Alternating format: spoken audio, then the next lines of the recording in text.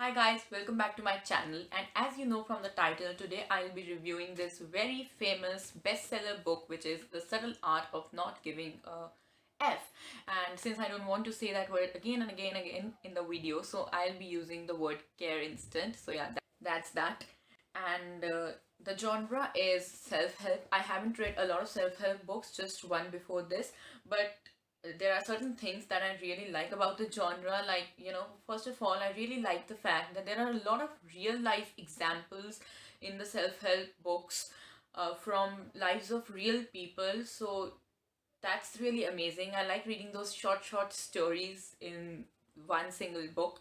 And another thing that I really like about self-help books is that everybody interprets them in their own way. Everybody relates to those things in their own way. So that's a really beautiful thing. Now guys, before I get into the review, I just wanted to inform you all that, while I was reading the book, I was on page number 200 when I realized that page number 201 till 211, which is the last 11 pages of the book, were missing from my book. So I don't know if there was something amazing in those last 11 pages that could have changed my overall perception of the book. If there was, please let me know, because I have done this review without reading those 11 pages. Moving on to what I expected from the title of the book was that it will tell me how to be more carefree in life and not to just overthink about stuff in my life. And to a certain degree it did. In the beginning of the book, the author made it clear that he was not telling how to just not care about anything in life, but the point of the book was to tell how to care about things that deserve our attention, things that can be solved.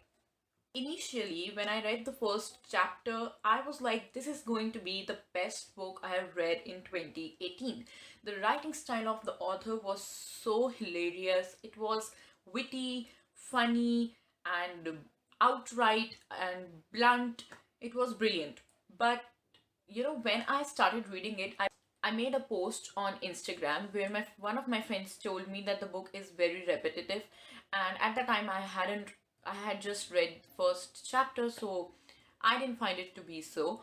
But she was right. When I started reading more chapters, it became very repetitive. The author keeps on making a point again and again and again, and I'm like, dude, I understand what you just said. Can we please move on? So yeah, that makes a large part of the book very boring. I totally agree with certain things said in the book. They are very right.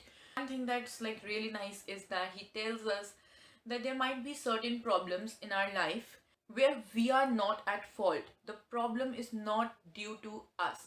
So sometimes we give up in front of those problems, claiming that we did nothing to be in this situation, so we are not responsible, and we just stay in that sad, depressing, angry, whatever kind of emotion we have.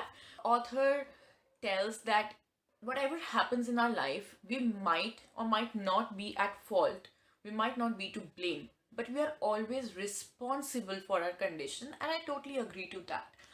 Whatever happens in our life, we have a very limited amount of control over that, but how we react to it and how we try to adjust into that situation is totally upon us. And things like, if you have a problem, you have to do something, you have to start doing something, take action to solve them, and you can't just be sitting and cribbing about it, hoping that it will, surprisingly be solved or something. So all these things are good, all these things are nice, but the thing is that there's nothing new about it. We read all such stuff everywhere today, especially today, in the age of internet, we are flooded by such stuff. So we have read it all in some other way, but we have read all of these things that solve your own problems, you have to do something and such stuff. So there's nothing new about whatever he says. Obviously he says them in his own ways with his own examples, but at the base we have read it all. Now, other than the fact that there's not a lot of new stuff in the book and that the author gets repetitive, there are certain other things that I did not enjoy. Firstly, there are certain points when I feel that the author has been contradicting his own statements. Like in the initial chapters, he says something of the sort like, you have to just take some decisions, like, go for that funky hair career you want, or just drop out of your school, join a music band, stuff like that. And you have to, take spontaneous decisions in life sometimes. And then after a few chapters, he says something totally contradicting it. Like, he says something like, if you have to take such big decisions, you need to back them by logic and reason and all. So I'm not saying what's right, what's wrong. I'm just saying that the author needs to be clear what's right and what's wrong. He can't be saying two different things in the same book.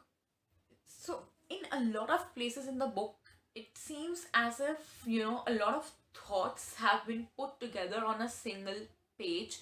It doesn't seem arranged or organized, and it gets messy, very messy. So the whatever the author is trying to put forward doesn't reach, at least it didn't reach me as a reader.